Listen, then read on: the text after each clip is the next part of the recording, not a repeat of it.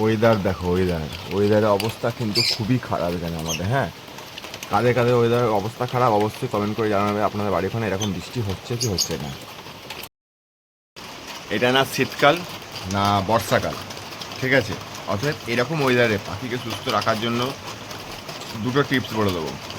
এক নম্বর হচ্ছে পাখিকে কুসুম কুসুম খাবার দেবেন।